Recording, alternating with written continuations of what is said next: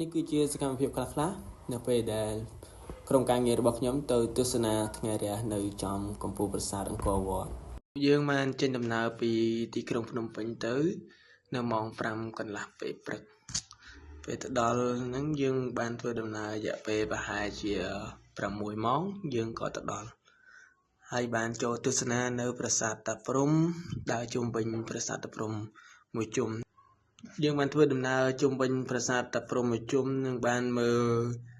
រុក្ខជាតិដែលដុះរុំព័ទ្ធលើប្រាសាទមានភាពស្រស់ស្អាតខ្លាំងមែនទែនបន្ទាប់ពីយើងបាន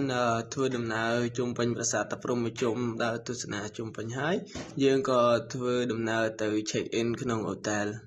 ដើម្បីសម្រាកបន្តិចនិងយកកម្លាំងទៅញ៉ាំអីនៅពេលល្ងាចបន្ទាប់ពីយើងញ៉ាំអីនៅពេលល្ងាចរួចហើយយើងក៏ធ្វើដំណើរទៅលេង pub street បន្តិចនិងបានវិលត្រឡប់មក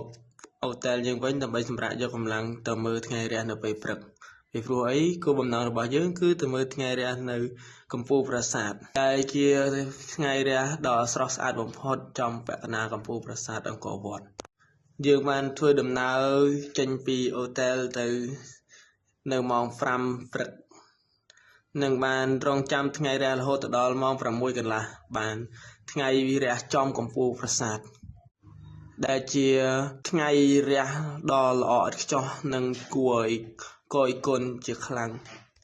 នៅជុំវិញបរិវេណប្រាសាទអង្គរវត្តគឺមានមនុស្សច្រើនខ្លាំងមែនទែនដែលមកមើលថ្ងៃរះដូចគ្នាមានទាំងចាស់ទាំងក្មេងបន្ទាប់ពីពួកយើងបានមើលថ្ងៃរះរួចហើយពួកយើងក៏បានដើរជុំវិញប្រាសាទអង្គរវត្តមួយជុំនិងដើរមើលរូបចម្លាក់ជុំវិញប្រាសាទអង្គរវត្តរួចពួកយើងក៏ធ្វើដំណើរត្រឡប់ទៅទីក្រុងភ្នំពេញវិញមុននឹងយើងធ្វើដំណើរត្រឡប់ទៅទីក្រុងភ្នំពេញយើងបានចូលហូបអាហារបន្តិចសិនរួច